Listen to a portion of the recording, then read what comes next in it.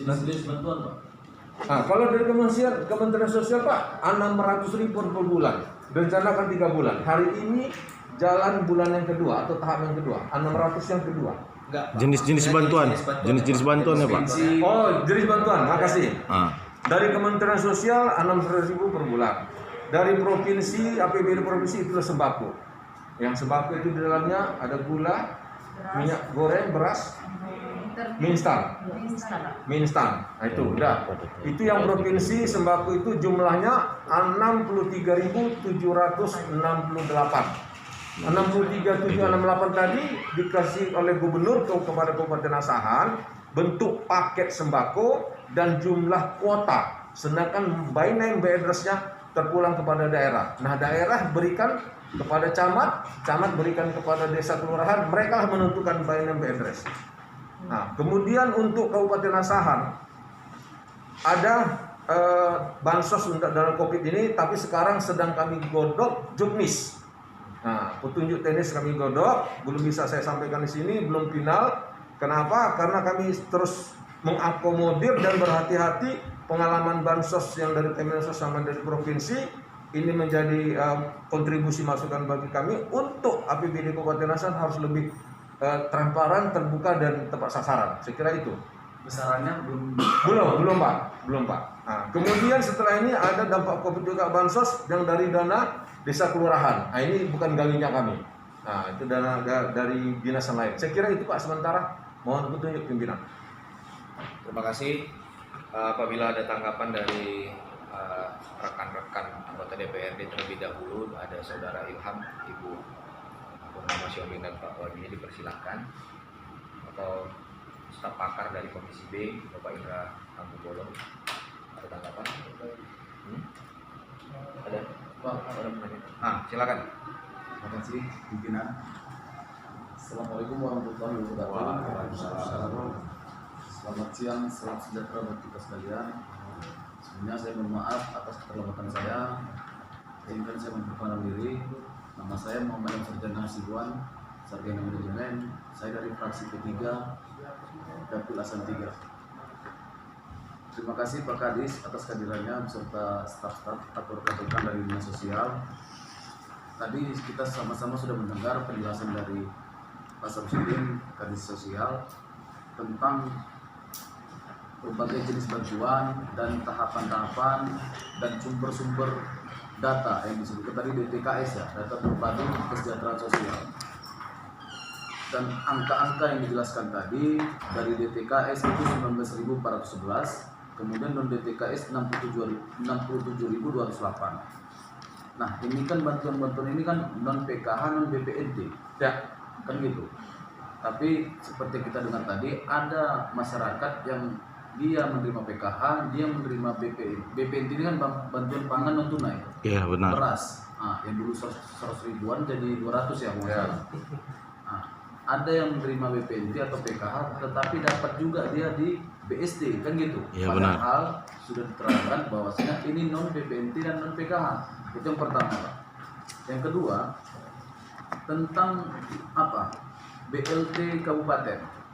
Nah, artinya begini, ini sebenarnya persoalan bantuan sosial ini dari semenjak sebelum Lebaran ini sudah menjadi apa ini? Bom ini sama kami, khususnya kami di DPRD Kabupaten Asahan. Artinya kami banyak mendapatkan pertanyaan, bahkan hujatan terkait bantuan ini, kan begitu. Yang sepengetahuan saya, yang saya lihat regulasi dan yang saya lihat ikuti perkembangan ini, bantuan ini adalah bantuan program jangka 3 bulan, kan begitu. Yang BLT, BST sudah keluar di bulan 5, BLT provinsi sudah keluar di bulan 5 juga, kan begitu. BLT kabupaten belum. Nah, sepengetahuan saya juga, ini kan jangka waktunya ini bulan 5, bulan 6, bulan 7. Sepengetahuan saya, bulan 5, bulan 6, bulan 7. Yang jadi pertanyaan, kenapa sampai dengan detik ini BLT kabupaten belum keluar? Itu yang kedua, pertanyaan kedua. Kemudian yang ketiga, BLT dana desa. Ini kan BLT dana desa ini kan sempat rancu kemarin, menunggu juknis dari atau keputusan bupati. Itu alasan kades-kades sehingga tak menyalurkan. Setelah keluar instruksi Menteri Desa di tanggal 15 Mei bahwasannya pelaksanaan penyaluran BLT dana desa harus dilaksanakan sebelum 24 Mei. Kan ada itu surat instruksi dari Menteri Desa. Nah, bahkan lewat dari tanggal 24 Mei masih ada desa yang belum menyalurkan. Bahkan ada desa yang tidak mendapat. Seperti yang Bapak bilang tadi, desa yang tidak mendapat itu sebanyak 39 desa atau kelurahan. Kan begitu. Total data yang belum dapat juga 4.037. Nah, saya mengikuti perkembangan tentang pendataan BST ini, Pak. BST ini kan pendataannya jangka waktu 3 hari kemarin itu. 3 hari 3 malam. BLT provinsi ini 1 sampai 2 bulan pendataannya kemarin kan. Kemarin kalau nggak salah saya 1 sampai 2 bulan BLT provinsi. BST ini 3 hari jangka waktunya. Dan pendataan di BST ini banyak bermasalah di desa atau kelurahan yang mungkin SDM-nya kurang baik sehingga banyak yang salah, banyak yang membal datanya. Kan begitu. Ini kan setelah terjadi dampak Covid ini kan pada panik semua. Kemudian pada beban kerja pada naik semua tiba-tiba. Ada yang bahkan nggak pulang dari kantor desa atau kantor kelurahan untuk mendatanya dalam jangka waktu 3 hari. Tadi kami sudah sama-sama mendengar juga bahwasanya Dinas Sosial berupaya untuk mendapatkan 39 desa atau kelurahan bantuan sosial tunai ini. Ini Pak mohon diperjelas lagi. Itu yang ketiga ya. Yang ketiga. Kemudian yang keempat BLT kelurahan. BLT kelurahan ini kan semalam saya mendengar. Kemarin kita turun bersama pimpinan Saudara Rifki Hamdani ke kelurahan, salah satu kelurahan di Kabupaten Asahan. Kami mendengar akan disalurkan juga bantuan dari dana kelurahan, yang mana sumber dana kelurahan itu bantuan dari pusat itu sebesar 160 juta. Nah, tahapannya belum ada yang tahu apakah ini 3 bulan atau ini 1 bulan, kan begitu. Belum ada yang tahu dan gambarannya ini akan sembako lagi, bukan uang tunai. Sepemahaman saya dalam kalimat BLT atau BLT ini kan bantuan langsung tunai. Artinya ada kalimat tunai situ. Berarti tunai itu kan uang cash. Kita jangan, bukan saya mau menggurui atau mengajari di sini ya. Saya cukup terkejut provinsi terlalu berani BLT ini dijadikan sembako. Karena kan kalimatnya sudah jelas BLT ini bantuan langsung tunai. Kan begitu. Nah, kelurahan ini pun belum duduk apa yang mau diberikan. Karena ini harus koordinasi dengan camat gitu bahasanya Bang ya. Dengan camat dulu bahkan ke dinas mana kami kurang tahu. Artinya ini mesti didudukkan dulu Pak, agar kita ini sama-sama tidak mau ke depan ini akan menjadi persoalan hukum. Kita ini hendak berhati-hati. Jangan nanti kita niat mau membantu, kita mau niat meringankan beban masyarakat, tapi ini menjadi persoalan sama kita. Nah, dari data yang Bapak sebutkan itu yang ketiga ya Pak, yang keempat mungkin. Kemudian dari data seluruh yang Bapak saya jenis bantuan ini, kalau saya lihat kuota dari DTKS non DTKS ini sudah tertutupi, bahkan akan ada orang yang dapat 2 kali. Saya tadi catat DTKS itu 19.411, non DTKS itu 67.208. Sementara dari BST yang kita dapat itu tersalur itu 29.567. Kalau ditambah dengan BLT provinsi itu totalnya 63.768. Itu kan sudah melebihi kuota yang mendapatkan dari DTKS maupun non DTKS. Kan seharusnya seperti itu. Belum lagi kita bicara bantuan dari dana desa, belum lagi kelurahan, belum lagi kabupaten. Di Labuan Batu saya lihat juga bahkan ada yang 3 kali mendapat dari data dari kuotanya besar, datanya cuma sedikit. Nanti contoh kuota 100.000, data cuma 40.000.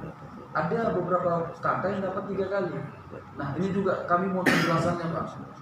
Artinya ini langsung banyak saya pertanyakan karena ini sudah menjadi persoalan yang begitu rumit ini, dan sampai di meja kami juga agar kiranya kami bisa tahu jawabannya dan kami bisa memberikan informasi kepada konstituen kami di dapil-dapil kami Pak. Saya kira itu dulu Pak, biar selanjutnya saya serahkan kepada pimpinan. Terima kasih pimpinan. Terima kasih kepada Saudara Ilham Sarjana, Mas Iwan. Mungkin ada tanggapan dari Pak Kadis. Silakan Pak. Terima kasih pimpinan. Sabar. Saya barangkali menjawab tak bisa berurut kacang, barangkali kalau maju mundur mohon maaf. Ya, nggak Begini, apa-apa. nah, begini pimpinan. Penerima BST itu di surat Kementerian Sosial memang dinyatakan tidak boleh PKH dan BPNT. Tidak boleh. Sudah jelas. Kemudian BST itu jangkanya 3 bulan. 3 bulan kemarin, ini bulan kedua barangkali tidak terjadi. Kemudian saya jawab berkaitan dengan BLT, bantuan langsung tunai baik dari dana desa maupun dana kelurahan, ini nggak bisa saya jawab, nggak gaulnya itu porsi kami. Kemudian namanya ulangi.